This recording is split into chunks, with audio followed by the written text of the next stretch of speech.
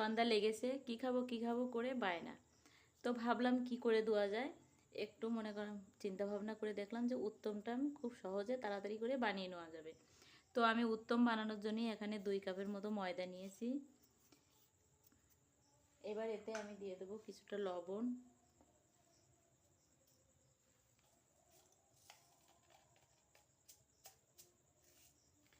দিয়ে দেবো কিছুটা কালো জিরা, বেকিং সোডা, দিয়ে দেবো সয়াবিন তেল। এবার এটা সুন্দর করে মাখিয়ে নিতে হবে। আর ময়ানটা যত ভালো হবে ততই সুন্দর হবে।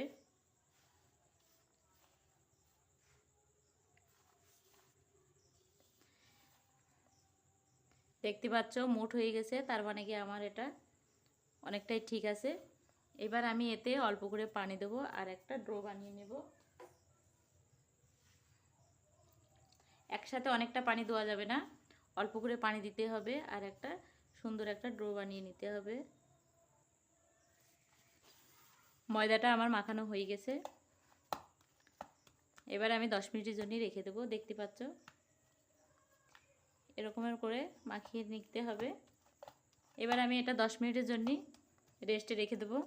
10 মিনিট বাদে আবার আমি ফিরে আসব। 5 মিনিট বাদে আমি আবার ফিরে আসলাম। আমি আসতে চেয়েছিলাম 10 মিনিট বাদে, কিন্তু বাচ্চাদের জ্বালাতনে আর 10 মিনিট বাদে আসতে পারলাম না। আমি 5 মিনিট বাদে আবার ফিরে এসেছি। তো দেখতে পাচ্ছ আমার ডোটা কত সুন্দর নরম হয়েছে। এইবার আমি এটাকে বেলে নেব। আমি এখানে একটা রুটি বেলা নিয়েছি। এবার ডোটাকে আমি অল্প অল্প করে লেচি কেটে নেব।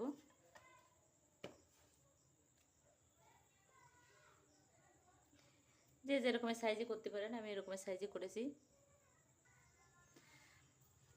আমি 3টা লেচি কেটে নিয়েছি। এবার একটা একটা করে বেলে নেব।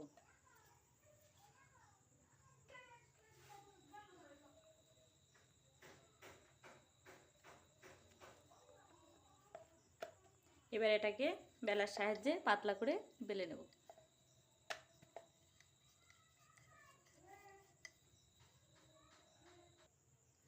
এবার রুটিগুলোকে এভাবে একটা ছুরির সাহায্যে কেটে কেটে নিতে হবে। আমি তেমন একটা ভালো পারি না, তারপরেও চেষ্টা করছি আপনাদের একটু দেখানোর জন্য। এবার এইভাবে একটু বাঁকা বাঁকা করে কেটে নিতে হবে।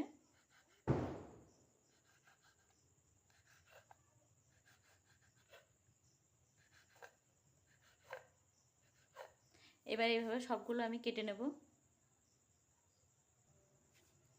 দেখতে পাচ্ছ আমি কেটে নিয়েছি বাঁকা বাঁকা করে। এভাবেই সবটুকু কেটে নিয়েছি। এবার আমার পরের স্টেপে পালা। এবার আমি চুলোর উপরে একটা প্যান বসিয়ে দিয়েছি আর প্যানে দিয়েছি পর্যাপ্ত তেল। তেলটা দেখতে পাচ্ছ ফুটে উঠেছে। এবার আমি অল্প অল্প করে দেব আর ভেজে ভেজে তুলব। একসাথে অনেকটা দেওয়া যাবে না।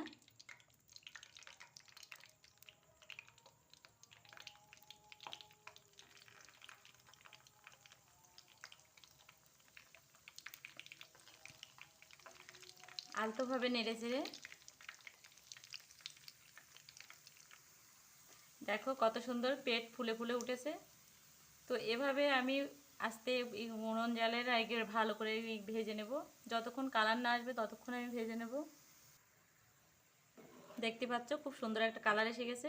তো এইবার আমি তুলে নেব।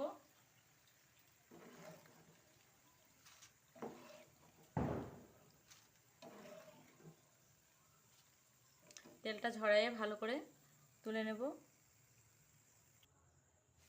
আমার উত্তম বানানো শেষ। তো দেখতে পাচ্ছ বন্ধুরা কত সুন্দর ফুলে ফুলে পেট টোবা টোবা মতো হয়ে গেছে, একদম দোকানের মতো হয়েছে। তো যাদের আমার ভিডিওটা ভালো লেগেছে অবশ্যই একটা লাইক করবেন, কমেন্ট করবেন, কোথা থেকে কমেন্ট করেছেন বা আমার উত্তম ভাজাটা কেমন হয়েছে বিষয়ে একটু কমেন্ট করবেন। আর সাবস্ক্রাইব করতে ভুলবেন না, পাশের বন্ধু দেখার একটু সুযোগ করে দেবেন। তো আমার ভিডিওটা এখানেই শেষ। আল্লাহ হাফেজ।